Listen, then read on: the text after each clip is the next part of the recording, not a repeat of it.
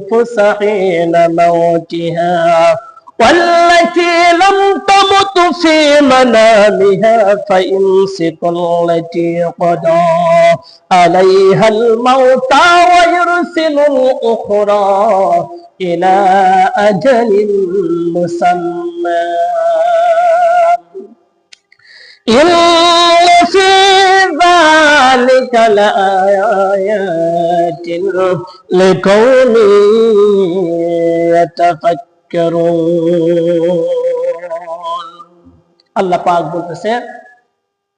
যখন কোন মানুষের মৃত্যু সিটি চলে আসে সময় হয়ে যায় তার জান কবজ হয়ে যায় আল্লাহর হুকুমে কি কন আর যখন কোন বান্দা নিদ্রায় যায় মানে ঘুম পারে না যখন ঘুম পারবে ওই সময় আল্লাহ রাসূল বলতেছেন যে কি দেখেন ওটা আল্লাহর কথা কোন আল্লাহ রাসূল কি বলেন ওই সময় আপনাকে আমাকে কি করতে হবে নবীজি বলেছেন রাসূলের সুন্নাত মতো আপনাকে ঘুম পাড়তে হবে আপনি যদি রাসূলের সুন্নাত মতো কায়দা মতন ঘুম পারেন তা আপনার হার্ট অ্যাটাক কমে যাবে আপনার রক্তের চলাচল যদি কোথাও কোন রকম প্রবলেম হয় রাসূলের সুন্নাত মতো আপনি ঘুম পাড়তেছেন প্রবলেমটা আল্লাহ পাক দূর করে দিবে সেজন্য আপনার বুকের যত চাপ আছে আপনি ধ্যান কাঁথা শোয়া লাগবে কোন কাঁথা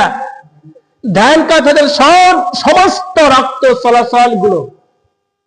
সুন্দরভাবে আপনার শরীরে যে বডি আছে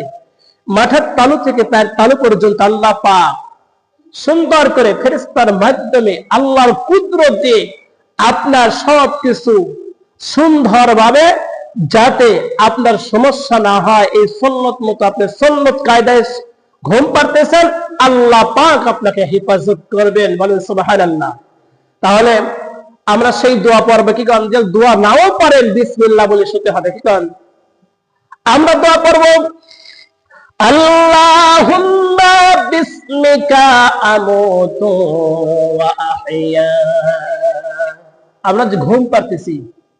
এখন নিদ্রা যাচ্ছি আমরা কোন অর্ধেক মৃত্যুবরণ করতেছি ঠিক আছে আপনার বিজ্ঞান পরীক্ষা করে দেখেছে শ্বাস প্রশ্বাস চলতেছে ঠিক আছে তারপরেও আপনার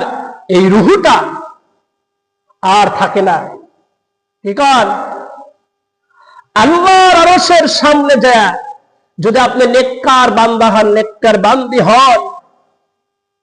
আপনি আল্লাহর হুকুম পাঁচ ওয়াক্ত নামাজ আদায় করেন তাহলে আল্লাহর আরশের নিচে যায় সিজদা দিয়ে থাকবে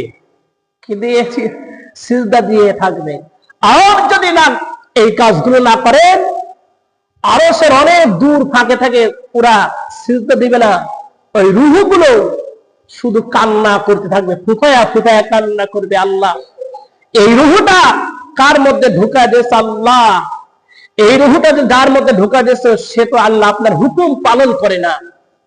ফুফায়া ফুফায়া কাঁদবে আর আল্লাহ পাক বলতেছে কি দেখেন রাসূলের হাদিস বললাম আল্লাহ পাক বলতেছে যদি এই ঘুমের মধ্যে অনেক মানুষের মৃত্যু হয়ে যায় না ঘুমের মধ্যে অনেক মানুষের মৃত্যু হয়ে যায় দুনিয়া থেকে বিদায় হয়ে যায় আল্লাহ পাক বলেছেন যে তার সময় সীমা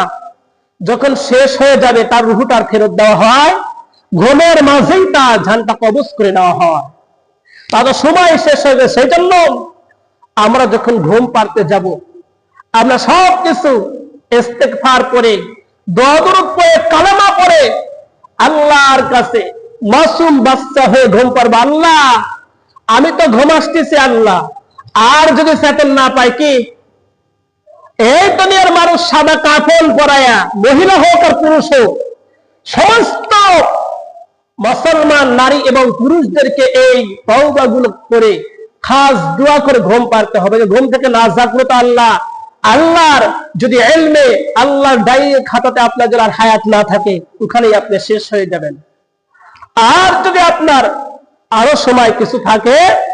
আপনাকে আবার ফেরত দেওয়া হবে আপনাকে জাগ্রত করে দেওয়া হবে কি করে দেওয়া হবে আপনাকে সুন্দর করে আবার জাগ্রত করে দেওয়া হবে সেজন্য রাসূলের সুন্নাত কাউকে যদি আপনি ডাকেন তাকে যায় ধমক দিয়ে ডাকা যাবে না,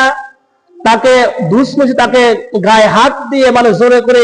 ঢাকা দিয়ে কথা বলা যাবে না, তার মাথা লাড়তে হবে অথবা অথবা পাও লাড়তে হবে। এটা রাসূলের সুন্নত। কি কন? ঘুম থেকে দুষ্মুষি আপনি ঢাকা দিবেন, তার বেহেনতে স্টক করতে পারে, ঠিক কিনা? সেজন্য তাকে যখন ডাকবেন, আপনার ছেলে মেয়েকে, আপনার আব্বাকে অথবা আপনার আম্মাকে ডাকবেন, তার মাথা লাড়বেন অথবা পা লাড়বেন, তাহলে আস্তে আস্তে কি হয়ে যাবে? চেতন পেয়ে যাবে, জাগ্রত হবে ঘুম থেকে। এইগুলো আপনাকে আমাকে জানতে হবে। আল্লাহ পাক বলতেছে যে যারা এই সম্পর্কে যারা গবেষণা করে, যারা চিন্তা ভাবনা করে, তারাই হলো ওই সম্প্রদায়ের মধ্যে,